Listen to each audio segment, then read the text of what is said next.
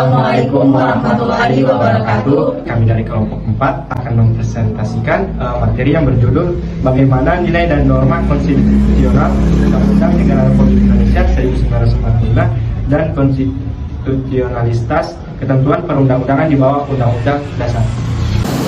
Pernahkah Anda mendengar istilah konstitusi? Tentu saja pernah, bukan? Pada saat Anda mempelajari mata pelajaran pendidikan kewarganegaraan di sekolah, istilah tersebut kerap kali dibahas. Apa konstitusi itu sebenarnya? Konstitusi adalah seperangkat aturan atau hukum yang berisi ketentuan tentang bagaimana pemerintah diatur dan dijalankan. Oleh karena aturan atau hukum yang terdapat dalam konstitusi itu mengatur hal-hal yang amat mendasar dari suatu negara, maka konstitusi itu dikatakan pula sebagai hukum dasar yang dijadikan pegangan dalam penyelenggaraan suatu negara. Yang pertama adalah definisi konstitusi.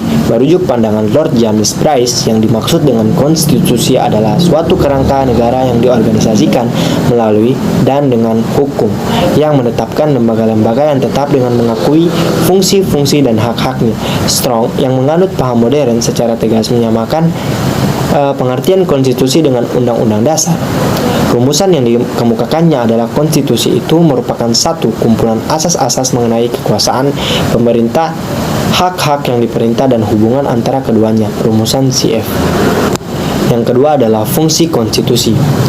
Konstitusi berfungsi sebagai landasan konstitusionalisme. Landasan konstitusionalisme adalah landasan berdasarkan konstitusi, baik konstitusi dalam arti luas maupun konstitusi dalam arti sempit. Konstitusi dalam arti luas meliputi undang-undang dasar, undang-undang organik, peraturan perundang-undangan lain, dan konversi. Konstitusi dalam arti sempit berupa undang-undang dasar. Selanjutnya yaitu B. Perlunya konstitusi dalam kehidupan berbangsa negara Indonesia. Perlunya konstitusi dalam kehidupan berbangsa negara Indonesia. Syarat terbentuknya suatu negara yaitu setiap negara harus memiliki konstitusi. Tanpa adanya konstitusi, negara tersebut tidak mungkin terbentuk. Dalam suatu ketatanegaraan, konstitusi merupakan hal pokok yang harus terpenuhi dan tidak dapat terpisahkan. Beberapa unsur berdirinya suatu negara, yakni yang pertama, adanya pemerintahan yang berdaulat, yang kedua memiliki wilayah, yang ketiga rakyat, yang keempat pengakuan dari negara lain. Namun, keempat unsur tersebut belum menjamin bahwa suatu negara apakah dapat menjalankan fungsi kenegaraannya dengan baik apabila negara tersebut belum memiliki konstitusi.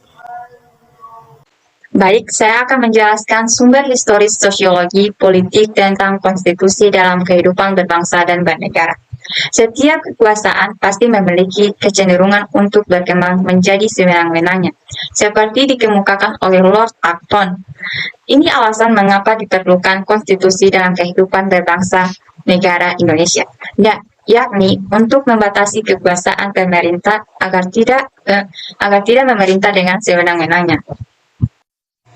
J.G. Steinbeck mengemukakan bahwa sebuah konstitusi sekurang-kurangnya bermuatan hal-hal seperti berikut. Adanya jaminan terhadap hak-hak asasi manusia dan warga negara. Ditetapkan susunan ketatanegaraan yang bersifat fundamental. Carcewell menegaskan bahwa dalam sebuah negara, kesatuan yang perlu diatur dalam konstitusi pada asasnya yaitu struktur umum negara, seperti pengaturan kekuasaan eksekutif, kekuasaan legislatif, dan kekuasaan yudisial. Hubungan-hubungan dalam garis besar antara kekuasaan-kekuasaan tersebut satu sama lain. A.H. Strucken menyatakan bahwa konstitusi dalam sebuah dokumen formal berisikan hasil-hasil perjuangan politik bangsa di waktu yang lampau, tingkat-tingkat tertinggi perkembangan ketatanegaraan bangsa. Pandangan tokoh-tokoh bangsa yang hendak diwujudkan baik untuk waktu yang sekarang maupun untuk masa yang akan datang. Hal-hal yang dimuat dalam konstitusi atau undang-undang, organisasi negara, misalnya pembagian kekuasaan antara badan legislatif, eksekutif, dan yudikatif pada negara federal, pembagian kekuasaan antara pemerintah federal dan pemerintah negara-negara bagian, dan tentang prosedur menyelesaikan masalah pelanggaran yurisdiksi oleh salah satu badan pemerintah. membangun argumen tentang dinamika dan tantangan konstitusi dalam kehidupan berbangsa Indonesia. Sering berjalannya waktu, telah terjadi dinamika ketatanegaraan Indonesia, sering berubahnya konstitusi yang berlaku. Dapat kita lihat kembali saat di mana Indonesia dilanda krisis moneter pada pertengahan 1977. Harga melambung tinggi, nilai rupiah merosot, dan keadaan kian memburuk, hingga sampai di mana masyarakat mulai tidak lagi mempercayai pemerintah, yang menyebabkan kericuhan di Jakarta dan sekitarnya. Karena keadaan sudah tak terkendali, akhirnya pada tanggal 21 Mei 1988 Presiden Soeharto pun mundur dari jabatannya.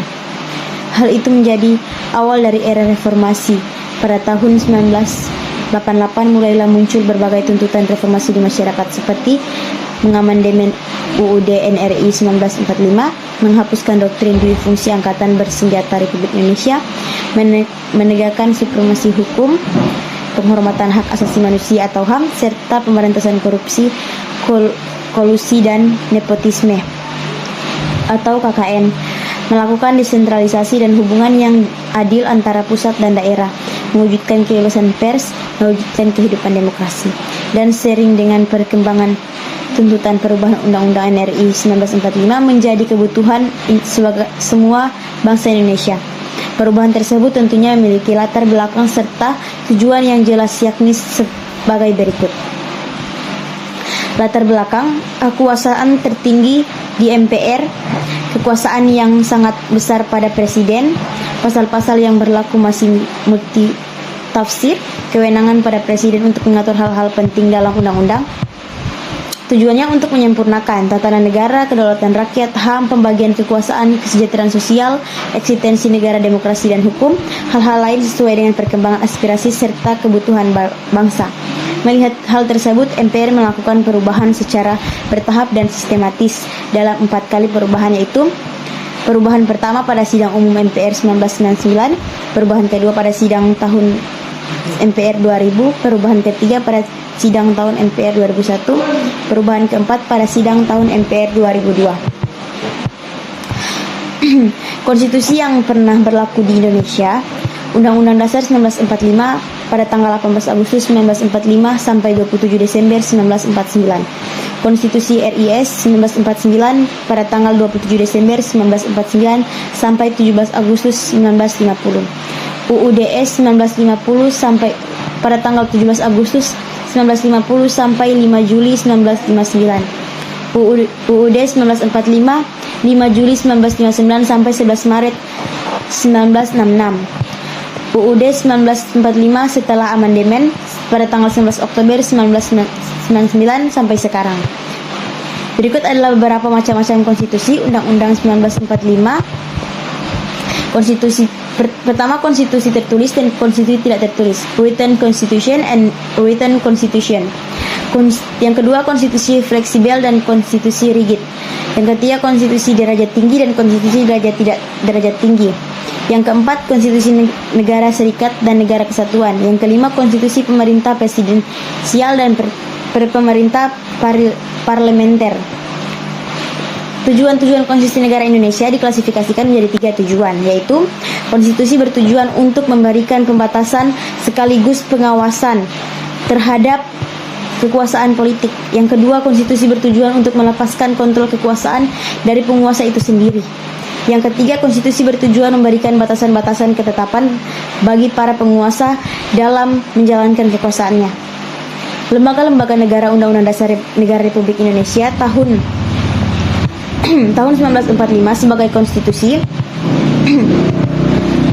Indonesia mengatur keberadaan lembaga-lembaga negara mulai tugas, fungsi, wewenang sampai pada susunan dan kedudukannya. Aturan dalam konstitusi ini dijabarkan undang-undang, yaitu dalam Undang-Undang Nomor 42 Tahun 2014 tentang MPR, DPR, DPD dan DPRD, Undang-Undang Nomor 3 Tahun 2009 tentang Mahkamah Agung, Undang-Undang Nomor 4 Tahun 2014 tentang Mahkamah Konstitusi, Undang-Undang Nomor 18 Tahun 2011 tentang Komisi Yudisial, dan Undang-Undang Nomor 15 Tahun 2004 tentang BPK. Kekuatan suprastruktur politik dalam lembaga tinggi negara Indonesia: 1. Majelis Permusyawaratan Rakyat MPR, 2. Dewan Perwakilan Rakyat DPR, 3. Dewan Perwakilan Daerah DPD, Presiden, Wakil Presiden, Mahkamah Agung, Mahkamah Konstitusi, Komisi Yudisial, Badan Pemeriksa Keuangan. Selanjutnya, rangkuman tentang konstitusi dalam kehidupan berbangsa negara Indonesia. Konstitusi merupakan peraturan baik tertulis maupun tidak tertulis yang menentukan bagaimana lembaga negara dibentuk dan dijalankan. Memiliki muatan materi tentang organisasi negara, HAM, prosedur mengubah Undang-Undang Dasar, dan banyak lagi. Dalam perkembangannya, tuntutan perubahan Undang-Undang Dasar Negara Republik Indonesia 1945 menjadi kebutuhan bersama bangsa Indonesia.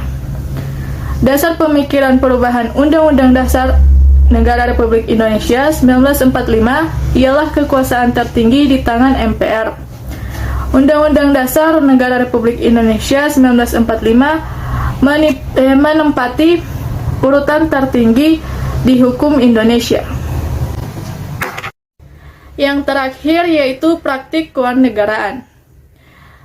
Materi muatan Undang-Undang Dasar Negara Republik Indonesia 1945 dijabarkan lebih lanjut dalam suatu undang-undang.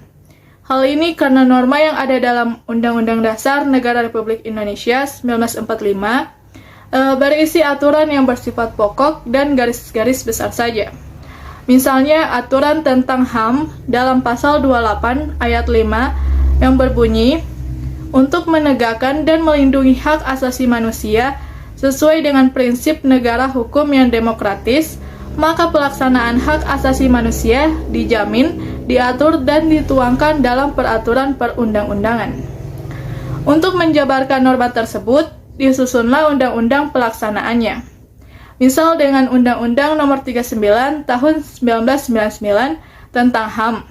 Ada juga undang-undang lain yang dimaksudkan untuk melaksanakan ketentuan mengenai HAM yang ada di Undang-Undang Dasar Negara Republik Indonesia 1945. Baiklah, itulah pemaparan materi dari kami. Sekian. Wassalamualaikum warahmatullahi wabarakatuh.